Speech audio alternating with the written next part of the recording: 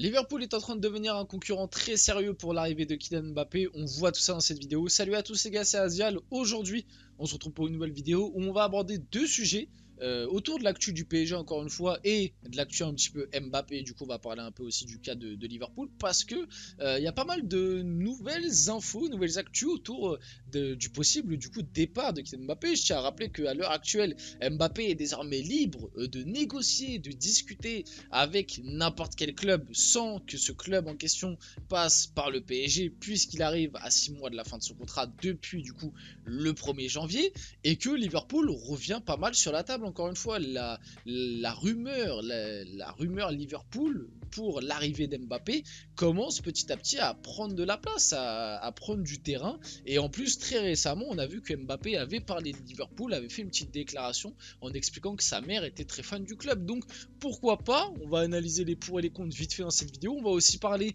du trophée des champions du PSG qui se joue ce soir face à Toulouse, parce qu'il y a pas mal de petites actus intéressantes, mais on va quand même se concentrer sur Mbappé Liverpool et d'autres actus du PSG. Bien évidemment, avant que la vidéo commence, n'hésitez pas à liker, à commenter, à partager et à vous abonner, ça fait toujours plaisir et ça aide énormément pour le développement de la chaîne. Et puis on peut y aller dès maintenant. Rentrons dans le vif du sujet. Donc Liverpool émerge comme un prétendant sérieux pour recruter Kylian Mbappé. Le Parisien qui sort ça, le Parisien qui est quand même assez informé, c'est pas la première fois qu'on voit Liverpool sur le dossier Mbappé, ça fait un moment. Je pense que depuis qu'Mbappé a prolongé au PSG en 2022 et que du coup il a refusé le Real une première fois, parce qu'avant ça, il y avait très peu, ou en tout cas d'infos qui nous le disaient, il y avait très peu d'autres clubs qui étaient sur Mbappé à part le Real Madrid. Et c'est vrai que comme en ce moment, du côté du Real, avec leur communication, ils font paraître que Mbappé n'est plus, on va dire, la priorité, même s'ils vont quand même tenter de le recruter.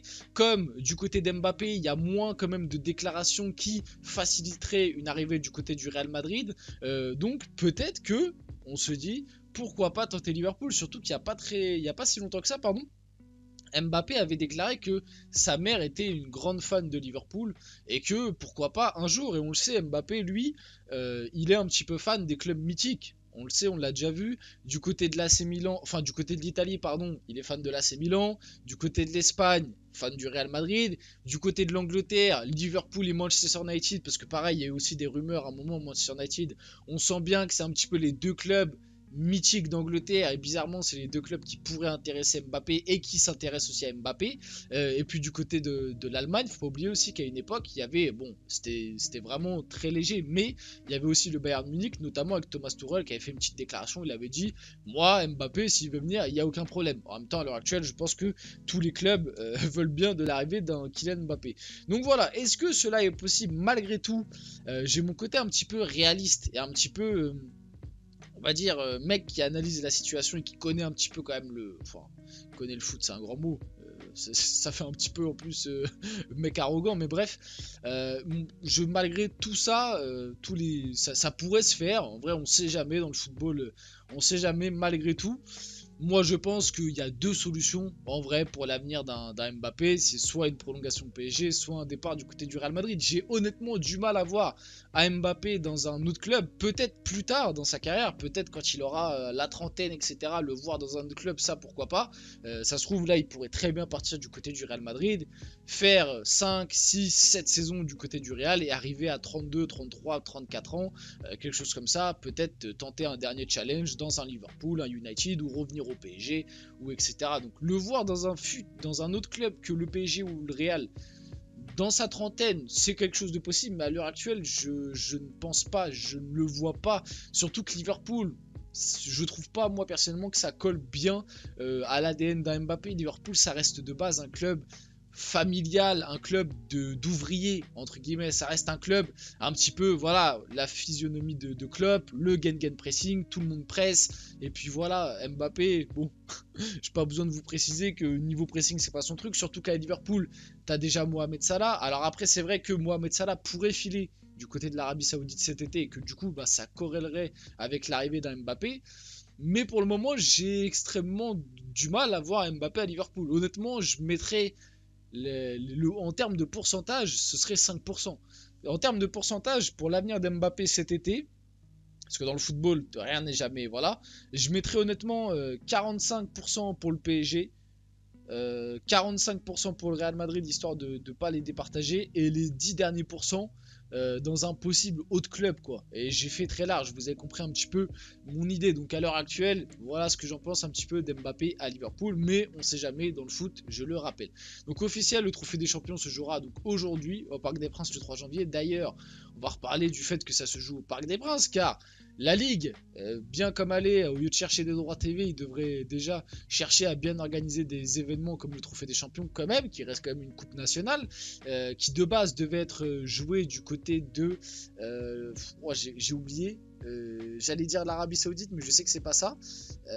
Bref, qui devait être joué du côté du Moyen-Orient, si je me trompe pas. N'hésitez pas à me rectifier dans les commentaires, j'ai complètement oublié, en plus j'ai vérifié juste avant, je m'en veux. En tout cas, ça devait se jouer normalement dans un autre pays. Au final, ça n'a pas été trouvé. Après, on a parlé du Qatar, on a parlé de l'Arabie Saoudite, potentiellement pour accueillir. Et au final, ça va se retrouver en France. Alors, le fait que ce soit en France, c'est pas mal, parce que ça reste le trophée des champions. Donc, c'est ok.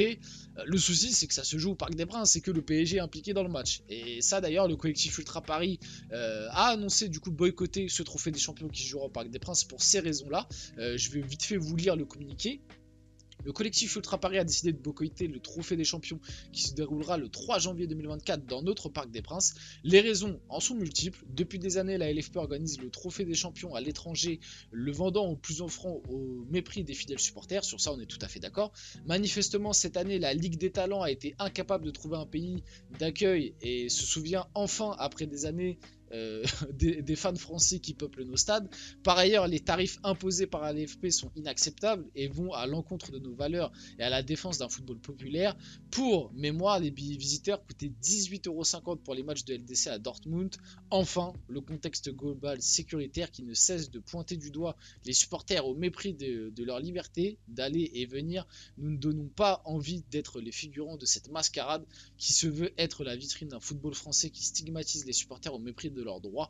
Pour l'ensemble de ces raisons, nous laisserons la LFP organiser ce trophée dans un stade sans vie, ce qui ne devrait lui rappeler les précédentes éditions en Chine, aux USA ou ailleurs. Voilà, communiqué des ultras, on pense ce qu'on veut des ultras, ça je vous laisse votre libre pensée là-dessus, mais je trouve quand même que le communiqué fait sens et que dans un sens, j'espère que ça peut faire réagir un minimum la LFP par rapport au Trophée des Champions, parce que c'est vrai que très souvent c'est mal organisé cette histoire. Le PSG n'est pas encore certain des présences ou non d'Achraf Hakimi et Lee Kang-in au Trophée des Champions le 3 janvier prochain.